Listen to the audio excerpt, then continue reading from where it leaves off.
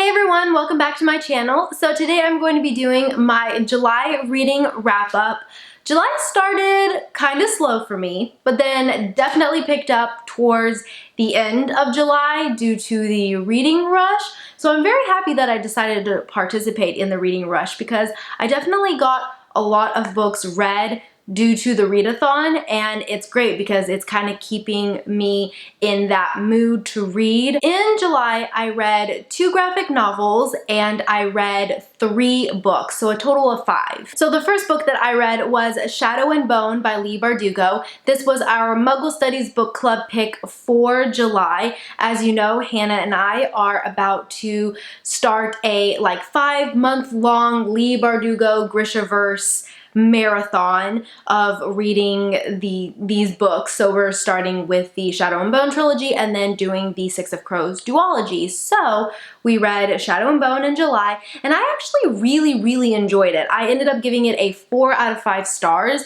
I was very hesitant to read this book, and it's kind of funny because I mentioned this during our live show that I think I filmed a video a few years ago about books that I don't think I'll ever read. And I'm pretty sure I mentioned Shadow and Bone trilogy, but then the Six of Crows duology came out and everyone was it's so hyped up even to this day. Like, it's just such a hyped series, and she's even putting out more books with the Grishaverse. So I'm really happy that we decided to pick these for our Muggle Studies book club, and like I said, I really enjoyed it. I was pleasantly surprised. I really loved the characters.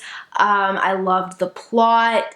I feel like we got some good world building. I believe this is Leigh Bardugo's first book, and this was written in 2012. So I'm actually okay with it being like a first book in a series and it being her first novel. Like, I'm sure her writing is going to grow and become more sophisticated. So overall, I really enjoyed it. I connected well with the main character, Alina, but I had trouble with her friend Mal. Oh my god, he was so annoying, but I also adore the character of the Darkling. It's very unique and just has such an air of mystery. So I'm very excited to continue on with the series. I did listen to this on audiobook and it was good.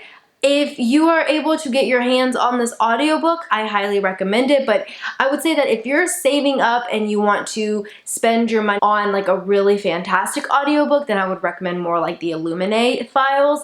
But if you can listen to this through your public library or borrow it from a friend or something, then I highly recommend it because it did read very quickly. I think the audiobook itself was only 9 hours long.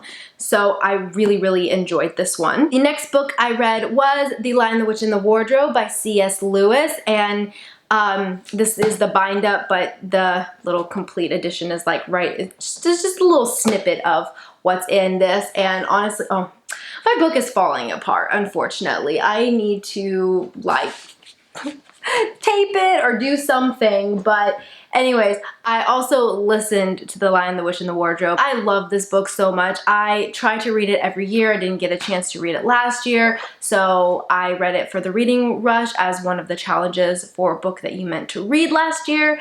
And 5 out of 5 stars. The next book is another 5 out of 5 stars. Lots of 5 out of 5 stars, actually. July was a really good reading month. And that is Throne of Glass by Sarah J. Maas. So I decided to reread the Throne of Glass series. I loved it so much more the second time. So I was looking on Goodreads, and the first time I read this book, I rated it a 4 out of 5 stars. And then after reading it a second time, I rated it a 5 out of 5 stars. It was fantastic. I picked up on things that I didn't pick up on the first time reading it, and just the foreshadowing and the character growth and the world building, and it's insane. I mentioned in my reading vlog that towards the end of the series, we have 6 or 7 main important characters to the story, and in Throne of Glass, we're introduced to 3. So it's just crazy how much the story grows, and Selena's character, oh my goodness, like the first scene stuck with me throughout the entire series. Is just one of the more intense scenes, and it's so good. I loved it. So 5 out of 5 stars, and I'm really happy I decided to reread this series. And the last 2 books I'm going to talk about were graphic novels. The first one was also 5 out of 5 stars. That was The Prince and the Dressmaker by Jen Wong. Oh my gosh, this book was so beautiful. Oh, it was just, the illustrations were stunning. The story was just heartwarming and about acceptance and being who you are, and it was just such a beautiful story. I loved it. I highly recommend it. I think it deserves all of the stars that it gets on Goodreads. Very good. And the last graphic novel I read was Herding Cats by Sarah Anderson. This graphic novel was just so funny. I read her first one a few months ago called Adulthood is a Myth, and I loved it. It's just so funny. It's a collection of cartoons of things that you would see on a day-to-day basis, and it's very much written for those of us that love to read, that have some anxiety, that are a little introvert, don't do well in like crowds. It's amazing. I highly recommend reading her graphic novels.